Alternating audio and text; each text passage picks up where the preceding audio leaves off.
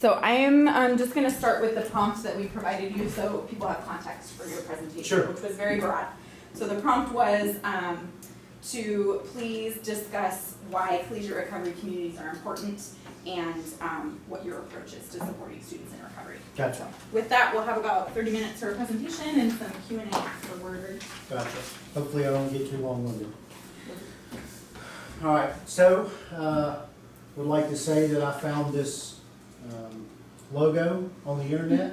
I'm not a huge football fan, but I was told by my football fan friends that this was old. But I love it. We all like it.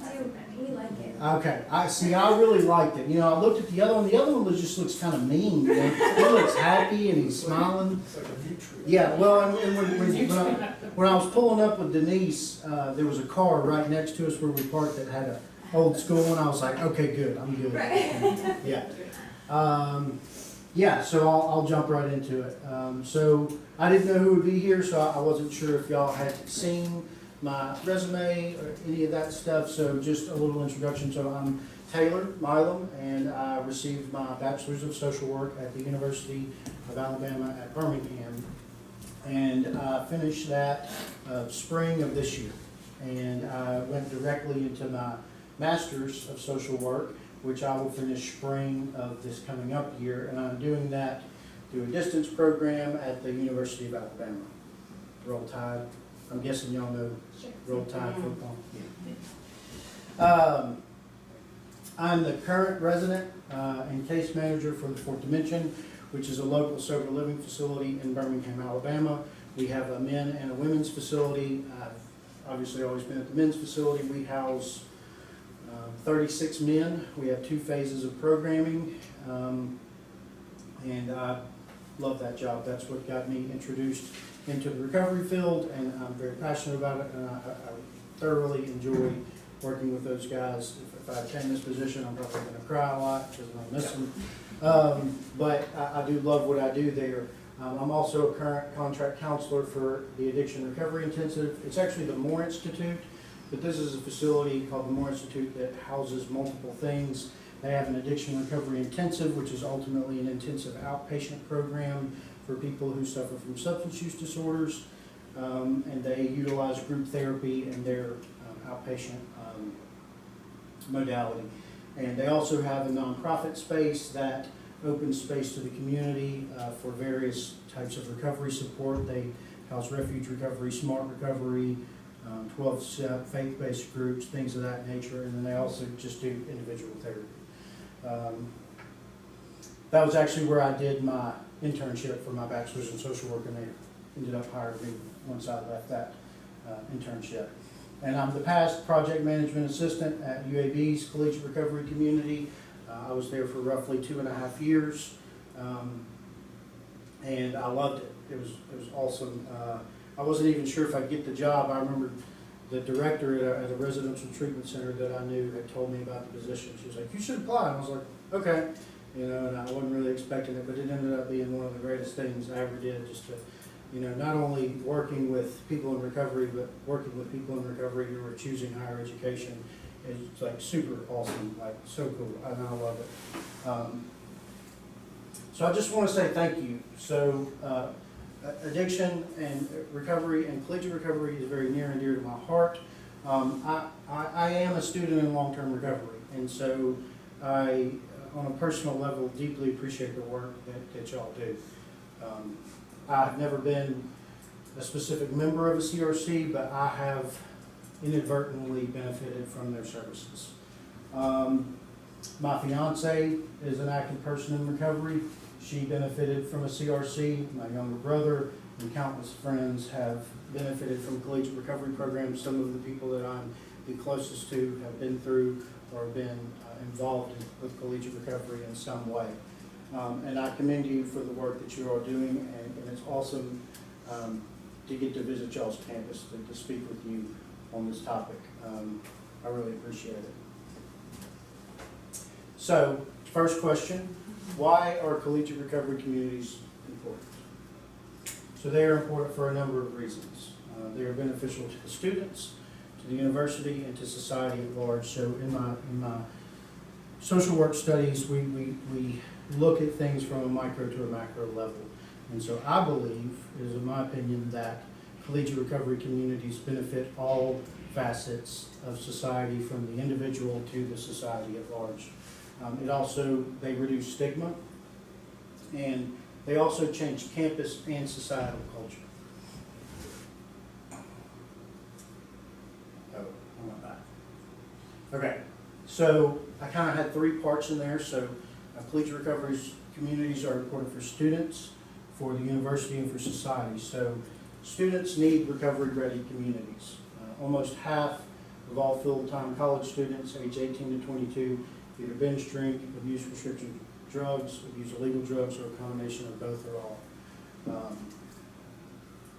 And almost a quarter of these students meet diagnostic criteria for abuse or dependence. And so that's a quarter of the 18 to 22-year-old full-time student population that meets criteria for abuse or dependence. And that's a pretty staggering statistic to me. And this is also triple the rate of the general population. The general population is only about 8% of those who meet criteria for abuse or dependence. And so on college campuses, we even have a tougher problem. We have a bigger problem than even society at large, at the people around us. In contrast, when students join us, they stay sober. So this is some work that, I've worked with Dr. Kitty Harris. She's kind of a founder of the Collegiate Recovery Movement, but this is some research that her and her colleagues did. And it shows that when students join the Collegiate Recovery Program, they have a low rate of relapse, 4 to 8%. And so I love statistics. I think statistics are great. I think research is great. I think it's a basis for a lot that we do. But there are a lot of things, with all research, there are a lot of threats to validity, right? There are all kinds of factors that may determine how research comes out, right? And so I like outcome. What is this looking like on the ground level? And so I was able to obtain permission from 2 of the students that I worked with at UAB to talk about a little bit about how a collegiate recovery community has served them. So this is Anna Alford. This picture was actually a piece that UAB Magazine did where she said, "I'm not ashamed of my mugshot," and she was an advocate, active advocate on campus at UAB for collegiate recovery. And so here's a little bit of Anna's history. So I've known Anna about 3 years, right? So she went through treatment, and Anna ended up actually coming to the sober living that I work at. She came to the Fourth Dimension, and she was a resident at the Women's Center. But Anna kind of had a tough past. She developed a substance use disorder when she was 14. After high school, she went to college on a scholarship, so she was obviously doing some things right. After her second semester, she had to drop out to attend treatment. She came to the Fourth Dimension, and then after 6 months, she started to go to collegiate recovery programming. There's a very tight-knit kind of recovery community in Birmingham. Kind of everybody knows each other, and so she had wanted to go back to school for a while. So even before she enrolled at UAB, she started to attend collegiate recovery programming, meetings on campus, things of that nature. And so she decided to go back to school at age 20 after 6 months of sobriety. So this is Anna now. So Anna has almost 3 years of active recovery. She graduates with her bachelor's in social work in the spring of this coming up year, and she plans to gain her MSW directly afterwards, Master's of Social Work. She currently works for the local sober living that she went through. She works for the Fourth Dimension, so she did so well that they hired her as a resident manager. She also works as a patient care technician at one of the large treatment centers in Birmingham at the UAB hospital. She is also very active in the 12-step group Heroin Anonymous, and she holds positions on the local, national, and world level. This is actually her here in Oregon. The Heroin Anonymous actually just had their world conference in Oregon, and that's her on the left, and that is her on the right with a group of people that are in recovery that she traveled with. So Joe is the next person I'd like to talk to you a little bit about. So I know Joe in a very similar capacity. That's Joe on the right, and that's his mother on the left, who is a huge advocate for his recovery. I actually know her very well. Joe, I actually met Joe when he came through the sober living that I work at as well. He came through the fourth dimension. And he also developed a substance use disorder very young, age 13. This progressed to intravenous heroin use. And he attended college right after high school. And he went to 2 colleges for 2 years each and wasn't able to graduate.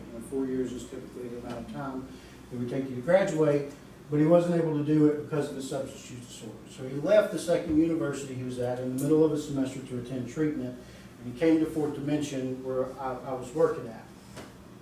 And after 6 months of sobriety, so he actually finished our program one time. I didn't put this in here, but I'll share it because I think it's important. He actually finished our program and decided not to stay involved in the recovery community, and he moved in with some people that were actively drinking and using, and he actually ended up overdosing.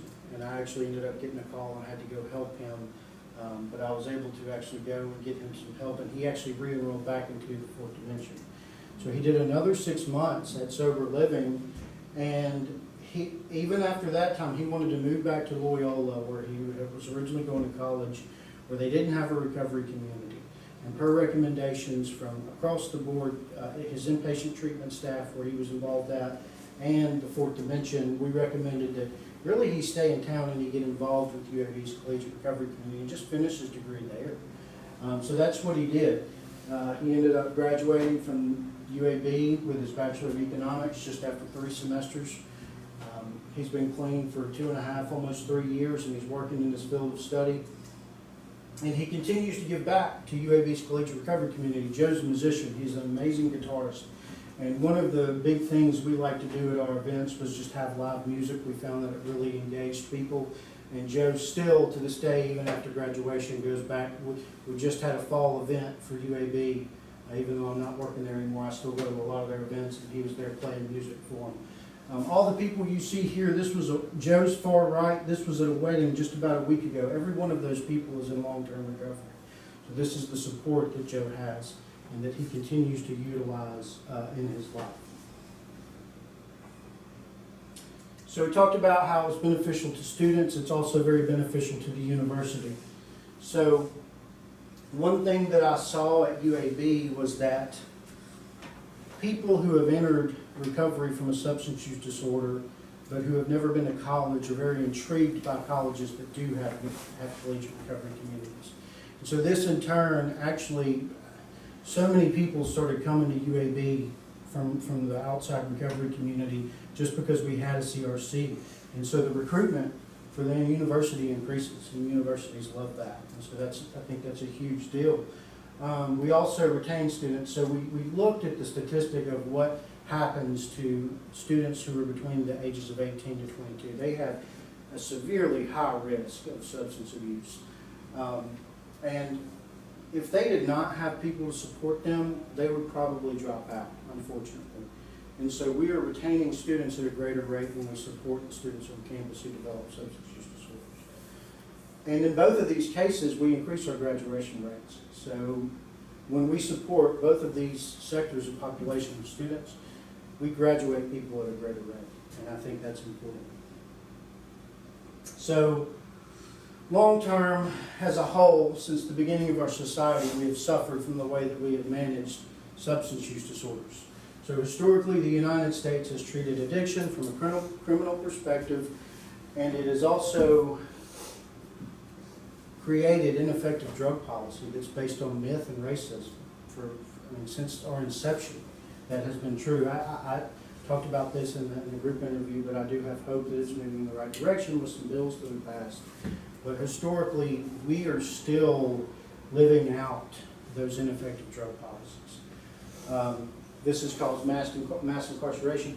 Half of our federal inmates are incarcerated for drug offenses.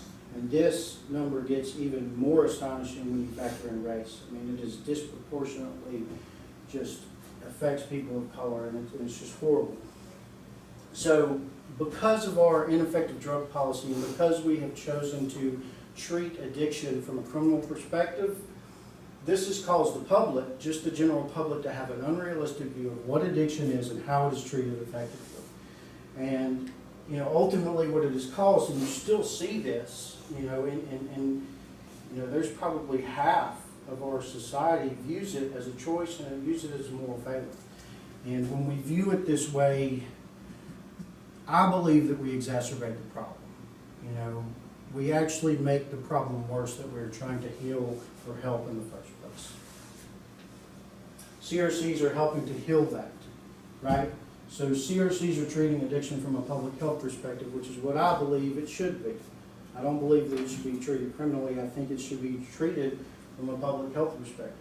And this instills a realistic view of what substance use disorders and what addiction is. And it also, it's an illness that affects all parts of the person, biopsychosocial. It affects every part of a person's being. And so it is so much more comprehensive than just a choice that somebody's making. And when we view it realistically, we can realize that it can be treated using evidence-based practices that focus on the holistic being of a person. You know, when we start to provide resources for a person to get better socially, biologically, physically, mentally, emotionally, we start to allow that person to heal, and we actually start to treat the addiction in an effective way. And that's what CRCs are doing. We're embracing this population, and we're helping to facilitate their success at college. And to me, this is radical, and it's awesome. You know, if you look at what mainstream society does, how they view addiction, the things that we're doing on college campuses are radical, and I think it's great. So CRCs also reduce stigma, and they change the campus culture, and they change the culture even in society. I believe that we're training people up in CRCs to go out in the world and help to decrease stigma. ARHE, the Association of Recovery in Higher Education, describes college campuses as abstinence hostile environments. And I believe that we all know it. You know, footballs, parties, kegs, drugs, you know, all of these things, you know. I mean, I drive down the strip at the university in Alabama, and it's just bars, you know. And so the culture, unfortunately, on college campuses is drug use and it's alcohol use. And we're embracing these recovering people. In a culture where it's mainstream to drink and use substances, we're telling them it's okay to be sober. And that you can find a community that supports you, that where you can have fun and where you can thrive without a drink or without some sort of substance, and you can be happy. And I think that's awesome. And this reduces shame. I mean, ultimately what we're doing when we don't make it okay is we're shaming.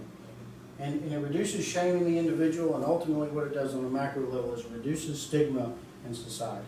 And so I believe that it goes a long way, what we're doing.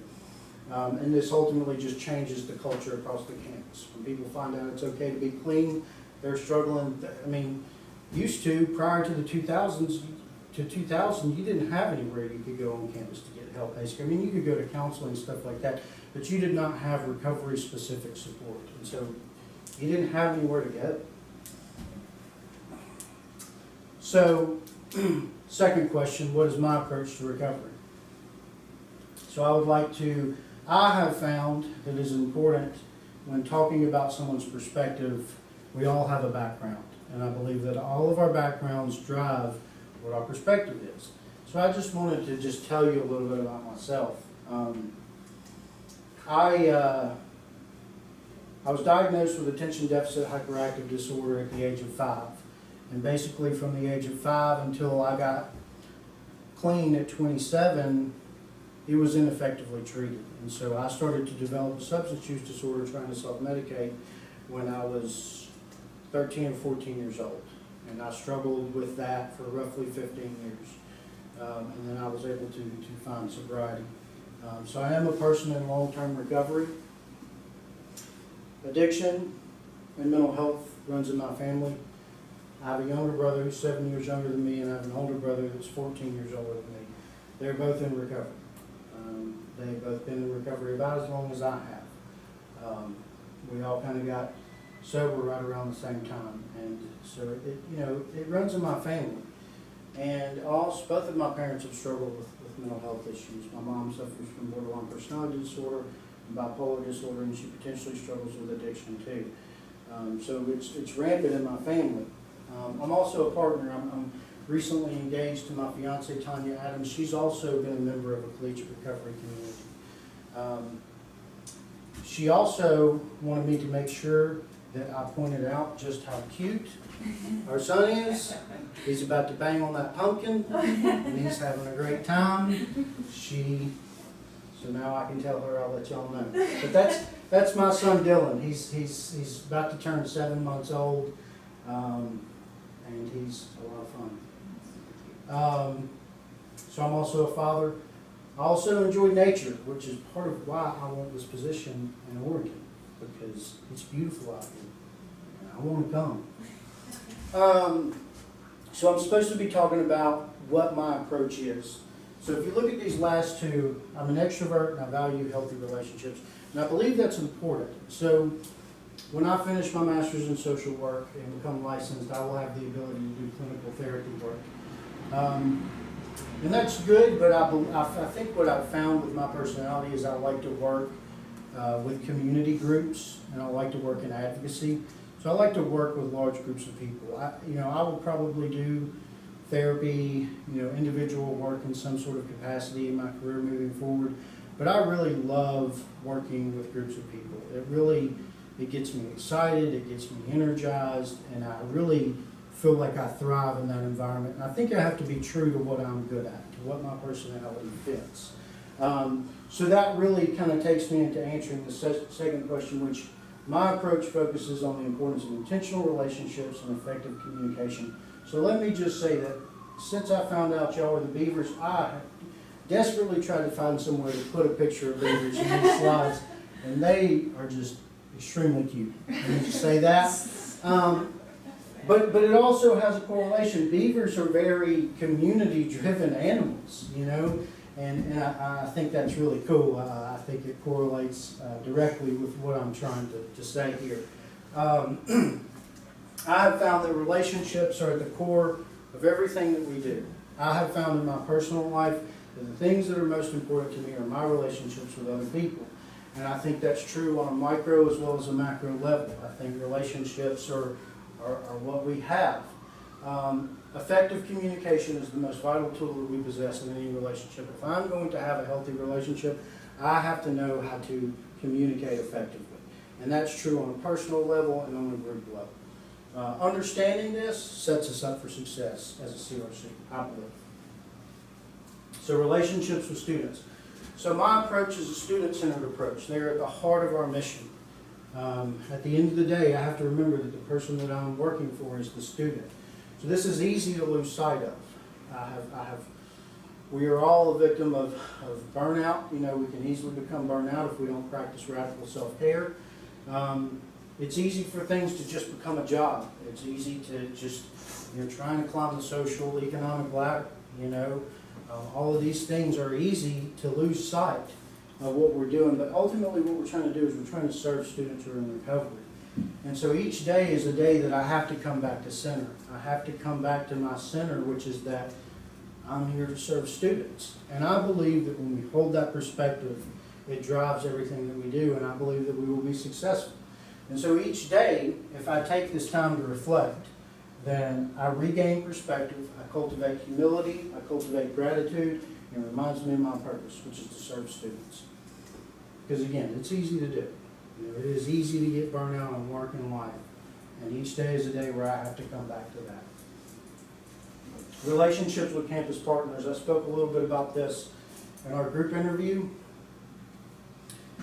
I found that the relationships with campus and with the broader recovery community are some of the most important things that we did as a CRC, outside of serving the student. So admissions, we need to catch students as soon as they come in college, because we may have students who are applying to OSU and wanting to come in that we don't even know. You know, and so if we have some sort of screening process, and I don't know, y'all might do, it was something we were working on at UAB, but how can we catch these people that are coming in so we can at least let them know, hey, there's a CRC here if you want to get plugged in. Health and counseling services, these are oftentimes the front lines of encountering students with substance use problems. You know, we start having physical ailments from our substance use problems. Doctors, clinicians are many times the first time to encounter them. Also counselors, if you're struggling with something on campus, it's the first thing you do, you know, or probably not the first thing you do, but hopefully you eventually go see a counselor, right? Also wellness promotion. Educate, reduce harm. So I put reduce harm here because I think it's important, because not everybody's ready for abstinence. And one of the things that my social work degree has driven home to me is that you have to meet people where they're at. If I'm going to effectively work with a person, I can't try to force them into anything. I have to know where they're at, what their background is, and how can I facilitate to reduce harm in your life? How can I help to make you just a little bit better, even if it's just a little bit? And also have fun on campus. Wellness promotion is a lot of fun. We all know that. Fun events, education, I love it. Housing. Housing many times is also the front line for substance use disorders. You know, as we stated in the group interview, you know, people that are first year, you know, are required to live on campus, and you know, they're just getting away from home, and they have a tough time. So many times housing is the front line for those students. You know, it's the first time they're away from home. They don't have oversight, you know, and so they're ready to get in there and party. You know, unfortunately, that's just what happens. So many times that we can catch them through housing. Advocacy and conduct. So many times students with conduct issues have substance use problems. And so can we be a resource for students who want it? We talked a little bit about this in the group interview, but it's like not everybody who gets in trouble is going to want to get cleaned. Even if you know their problem, their conduct issue revolves around substance use, they still may not want to get clean. And so is there a way that we can provide support for students who want it? Can we at least let them know we're a resource? And many times students who need advocacy struggle with substance use problems. I just worked with a person recently that was doing a medical withdrawal, you know, and they had to have an advocate on campus to effectively, you know, withdraw from their classes in a way that just didn't mess up their college career. So national and regional relationships.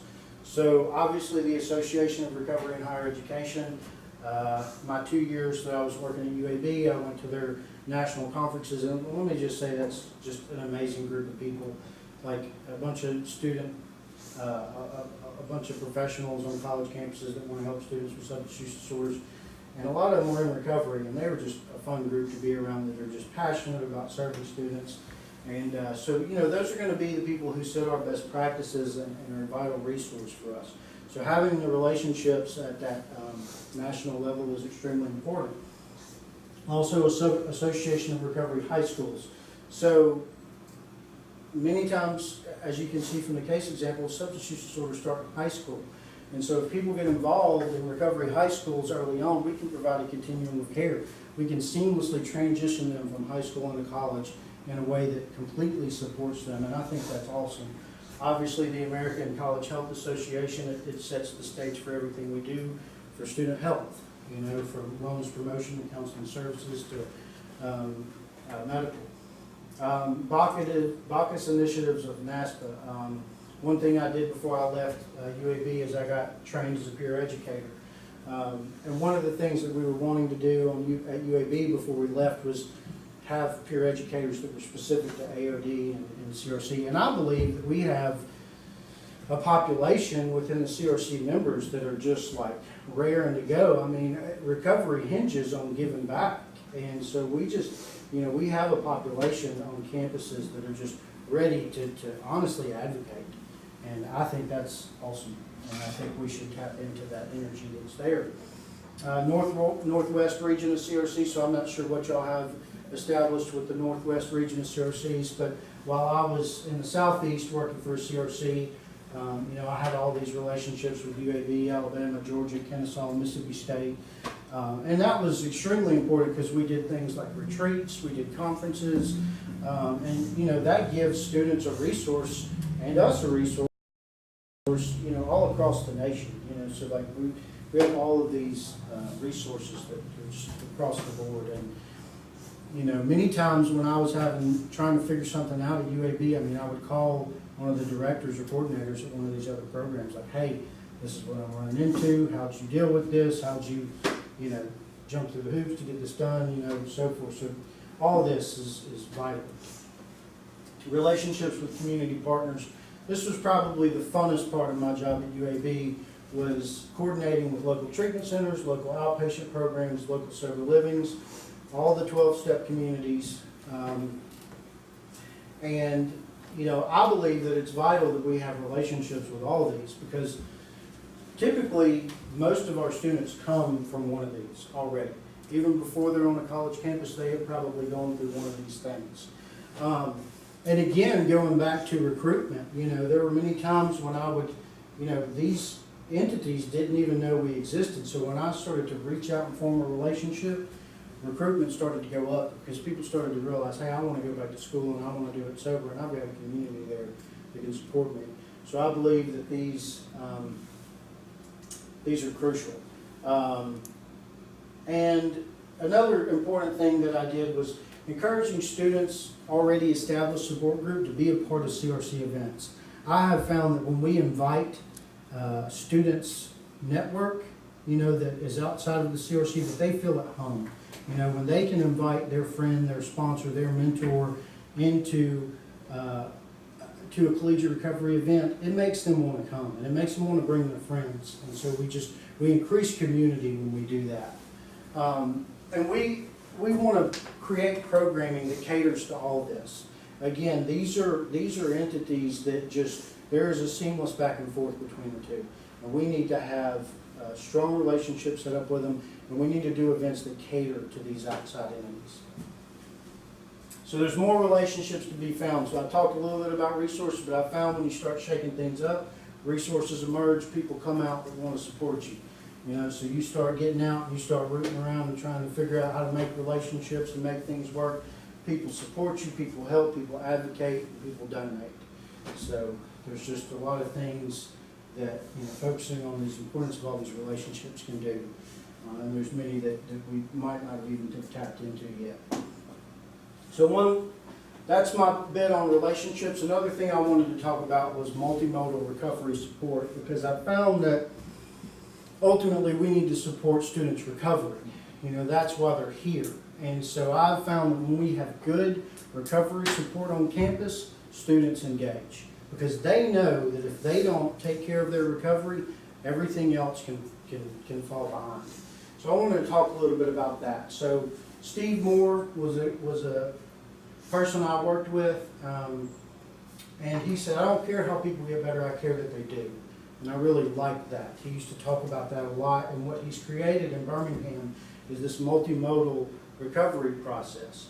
And I would say that in my own personal recovery, in the beginning, I only utilized the 12 steps. I originally got clean in the 12-step program, and that's what I predominantly utilized. And I was biased in favor of the 12 steps for a long time in regards to other forms of recovery. And what I realized is that I was doing myself and others a disservice. My views have radically changed on what recovery is, and I now view it as a holistic process that encompasses all parts of an individual. And we must comprehensively facilitate this path of recovery to the individual. Like, what is it that you need? What is it that is true to you, and how can I facilitate this process in you? It's not about how I review recovery, but it's about what does this person need? And so you can use 12-step, religion, faith, refuge recovery, smart recovery, mindfulness, yoga, therapy, healthy relationships, physical health, nutrition, music. I mean, the list goes on. There are so many healthy things in this world. You know, I've found that getting clean for me wasn't just about putting down a substance or a drink. It was about learning to live life. And all of these things facilitate a happy life and a stable and enjoyable life. And so I think it's important that we view it in a much broader context.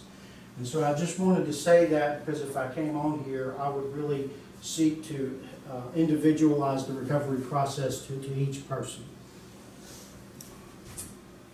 questions and comments.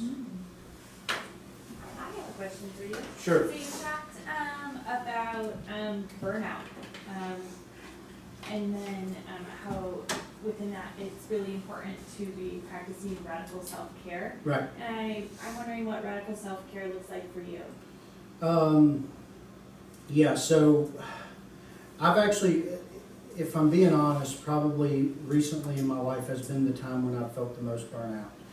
In my 5 years of working in the recovery field, I haven't really had a lot of burnout, but you know, I'm doing a master's program, and I work at a sober living facility where I have to be up until midnight each night to do curfew checks, and I also just recently had a son, and all of those things have added a lot to my life.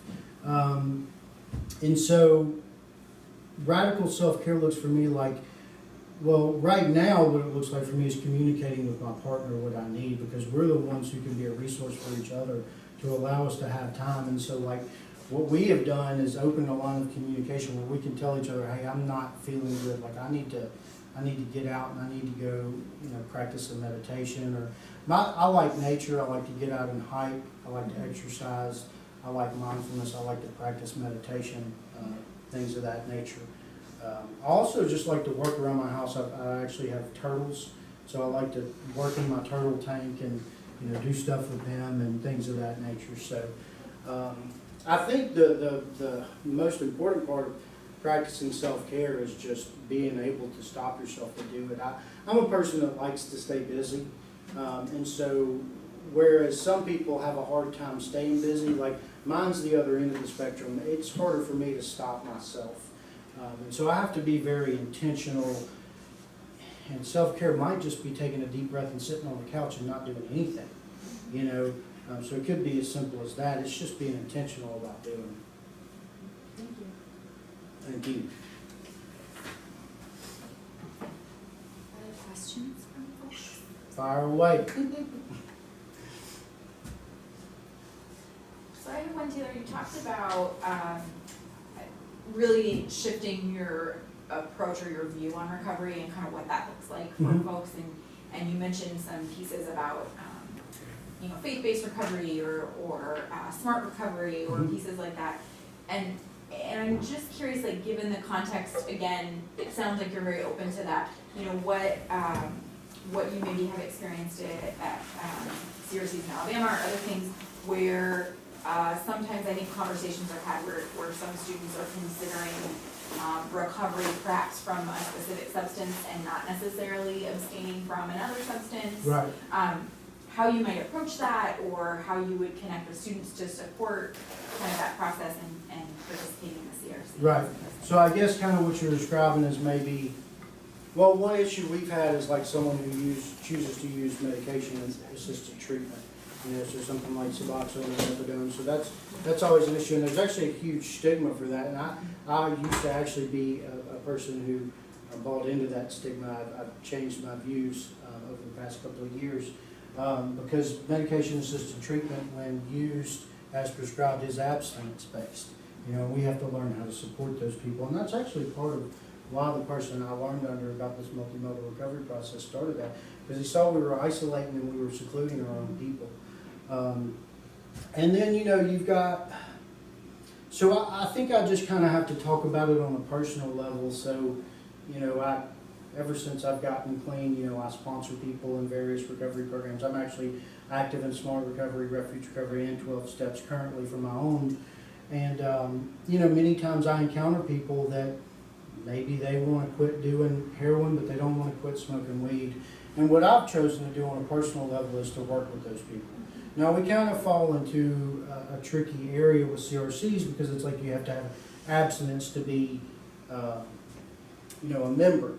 And so what we did at UAB is we tried to open our doors to all of the recovery support. I mean, even if you weren't completely abstinent, you had access to meetings, you had access to events. You know, you basically had access to everything except 24-hour entry into the space. You know, I think I answered your question. Yeah. Okay. Thank you. Yeah. So, you know, I think we just have to be willing to support a student where they are in whatever way we can, you know, and we have policy and everything else that drives us, and so we have to consider all that. and that can be hard sometimes. There's a lot of folks in leadership who sometimes hold outdated understandings of what recovery should look like.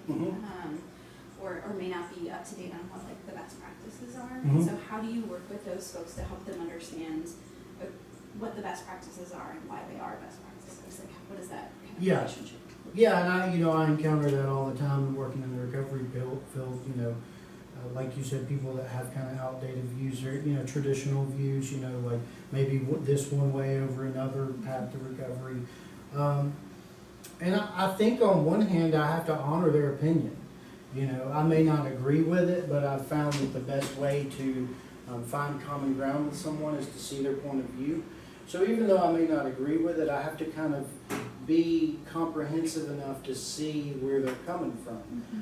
And then I have to learn how to tactfully communicate little bits of like evidence, like in a very non-threatening, non-confrontive way, because people just don't listen to someone just like, yeah, you're wrong, but it's like, yeah, I see what you're saying, I see that you hold this path of recovery very, close to your heart, very dear, but, and I used to look at it that way too, but I've come to kind of view, I've seen these people that have been helped by this, and I can't negate the fact that it has helped them, and so, I think you have to kind of find some common ground with them. I think you kind of have to agree to see where they're coming from, and then, just talk to them in a very non-confrontive way, like, I have seen other people be helped in this respect, and I've found that most people are receptive to that. Some people aren't, most people are, We can't change everybody's mind, Have you had opportunities to present kind of updated, information or education in different ways that also might, where the environment isn't, people are coming in for information, they may still hold different views, but being able to maybe present different paths to recovery and why they have effectiveness or things like that? Yeah, I ran into it at part of my position at the sober living facility is to facilitate a couple of, in-house groups each week. And, predominantly everything has always historically been 12-step, and 12 steps are effective for a lot of people. Other things are also effective for other people. And so, at my sober living, we've always had a strong kind of 12-step thing going, but the director that I work for, he kind of has the same take on multimodal as I do. And so it's kind of been a very tricky balance in like appealing to the traditional 12-step person, and also there's a huge population of people that we serve at the sober living that they've tried 12 steps and it hasn't worked for them, and so how do we bring them in and facilitate that? And so I actually just created a group recently that's student peer-led, by the residents, that kind of tailors some of the language, the opening readings, the path to recovery, like it allows people to lead topic on refuge recovery, smart recovery, or 12-step. They have the option. And I got a lot of kickback from that. A lot of the men at the sober living are very hardcore 12-step, and when I created that program and we had our first meeting, it scared them. I mean, they thought that they were doing something that was like going to severely hurt them, and I had to hear them. I had to hear their concerns, and I had to talk to them about it, and I also had to talk to them about why I believed it was good. I had to talk to them about why I believed that it might help another person. That and that in no way am I trying to negate their recovery process. What I'm trying to do is help more people. Which I think is ultimately everybody's goal. But it's with any of us, when things go against what we already have established in our belief system, it happens to me all the time, even to today. I mean, I'm still reestablishing my beliefs. I think we're doing that on a constant basis throughout our whole lives. And so, I just have to be ready to hear that person, and I have to be ready to explain my case. And sometimes I've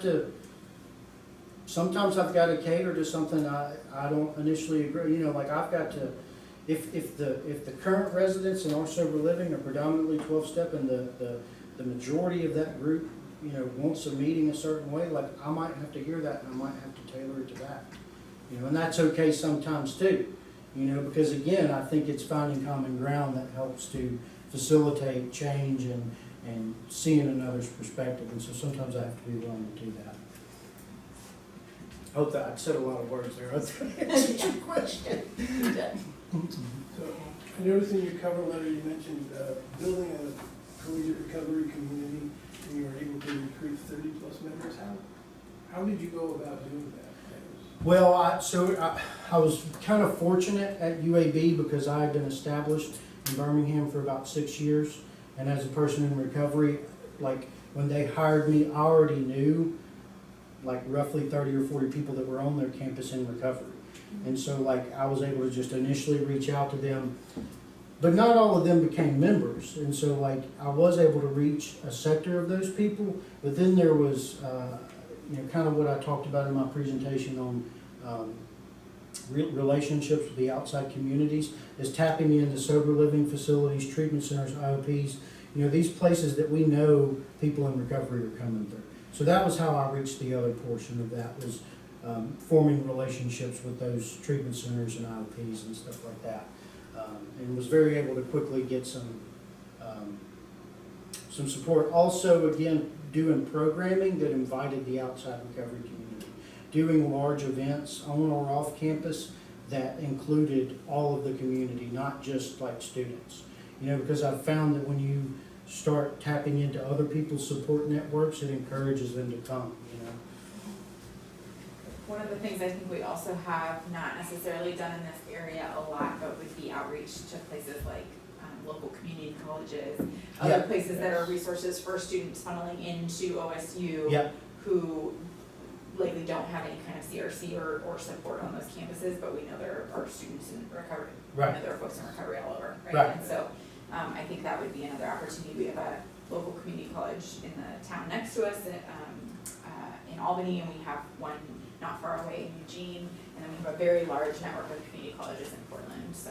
Yes, and I know they did reach out to some of the. Yeah, some of the- yes, but it hasn't been like an ongoing, It we hasn't haven't been kind of a built lot an of it's ongoing been- relationship, so. And that was something we actually on the community college level was something we didn't do a lot of at UAB. It was just something we didn't have time before I left. I hope it's something that they're doing now, you know, with the current staff, but that was something that we always want to do, because you're right, like my first 2 years were at a community college, and I'm a person in recovery, like had there been a CRC there, or I knew I was going to a college with a CRC, we would have just made it like a seamless transition. I would have been engaged with the university probably even prior to coming to that school, you know, so just, yeah, it's very effective, very beneficial. Well, in Oregon, you may not know this, we recently signed a big plan, it's called the Oregon Promise Plan, where Oregon residents can go to a community college. I don't remember exactly the rules, Yeah. but it's like we have our state government is encouraging residents to go to community college and then become transferred into a four-year university. So we're seeing a larger shift of transfer students from community colleges, so it's becoming a big focus of program activities. So I guess they've just made it easier to access community colleges? Yes, and it has to do also, I think, with transfer credits and how things transfer in and Right. relationships between And there's universities a and financial community benefit to colleges. going to a community college for 2 years, and I can't remember exactly what it is, but Right. it's, yeah, it's recent, it's a recent. We're seeing though an increase in transfer students. Yeah. Well, I'm mindful of our time. Thank you very much. Yeah. If anyone else has follow-up questions, I'm gonna stop that and we'll kind of get settled and then we'll walk next door, but thank you. Sounds good, very thank much. y'all. Okay. So you're